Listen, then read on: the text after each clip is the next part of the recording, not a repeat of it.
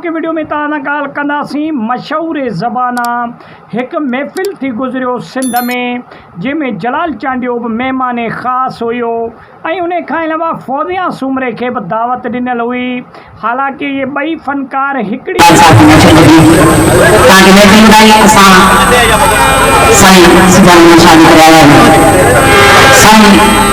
महफ़िल में कॾहिं बि न ईंदा आहिनि। जे अगरि जंहिं बि महफ़िल में जलाल चांडियो हूंदो आहे त फौजिया सूमरो अचण खां मना करे छॾींदी आहे। जे अगरि फौजिया सूमरो कंहिं महफ़िल में हूंदी आहे त जलाल चांडियो अचण खां मना कंदो आहे। दोस्तों ये ॿई फ़नकार ॿई चोटीअ जा फ़नकार हुया ऐं ॿई मुक़ाबले वारा फ़नकार हुया पाण में। हे महफ़िल हिकु सैयदनि जी महफ़िल हुई, इन जे करे सैयदनि जे तरफ़ां ज़ोर थियो जलाल चांडिये खे। हालांकि जलाल चांडिये खे ख़बर हुई त इन महफ़िल में फौजिया सूमरो बि मौजूदु आहे ऐं उन खां पोइ जलाल चांडियो बि इन महफ़िल में आयो। इन जे करे आयो जो जलाल चांडिये खे सैयदनि जे तरफ़ां तमामु घणो रिक्वेस्ट कई वई हुई ऐं उनखे इसरार कयो वियो त तव्हांखे बि हिन महफ़िल में अचिणो आहे। दोस्तों पोइ जॾहिं जलाल चांडियो इन महफ़िल में अची पुॻो त सॼे पिंडाल जा माण्हू जलाल चांडिये जे आजियां जे लाइ उथी बीही रहिया ऐं जलाल चांडिये खे भरपूर इज़तूं ॾिनऊं ऐं फौजिया सूमरे कुझु जुमिला बि महफ़िल में ॻाल्हाया हुया, जेके जुमिला वॾाई वारा जुमिला हुया ऐं जेके जुमिला जेको आहे सो जलाल चांडिये खे न पसंदि बि आया।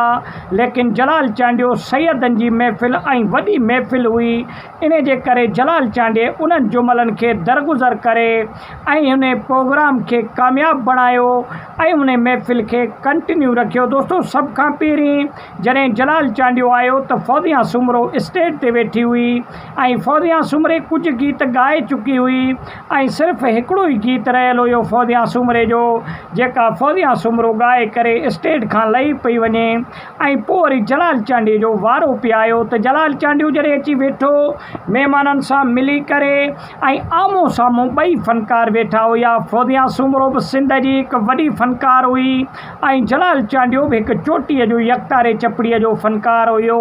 पोइ फौजिया सूमरे जलाल चांडियो ऐं इहे लफ़्ज़ ॻाल्हाया त असां जलाल चांडियो ऐं फौजिया सूमरो ॿई हिकिड़ी महफ़िल में त न ईंदा आहिनि ऐं उमेदु आहे त मां हिन महफ़िल में आई आहियां त जलाल चांडियो हिन महफ़िल में ॻाईंदो न। लेकिन जलाल चांडिये इन्हनि ॻाल्हियुनि खे वॾाई वारे तकबर वारे जेके ॻाल्हियूं कयूं, फौजिया सूमरे जलाल चांडिये खे उछल ॾींदे इहे ॻाल्हियूं कयूं।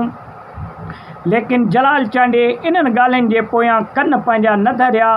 जलाल चांडिये हिन महफ़िल में अहिड़ा कलाम चया हुया चोटीअ जा, जेको हे कलाम तमामु बहितरीनु मशहूर बि थियो ऐं हे कलाम सोशल मीडिया ते इहा महफ़िल सॼी एॾी मशहूर ऐं मक़बूल आहे जो हज़ारे माण्हू सर्च करे इन महफ़िल खे ॾिसनि था, जेका फौजिया सूमरो ऐं जलाल चांडिये गॾु इन महफ़िल में कलाम चया, तमामु बहितरीनु कलाम चया ऐं वॾा फ़नकार हुया सिंध जा ॿई, जिन्हनि सां आवाम तमामु घणो प्यारु कंदी हुई। त वॾी महिरबानी, उमेदु आहे त वीडियो तव्हांखे पसंदि आहे।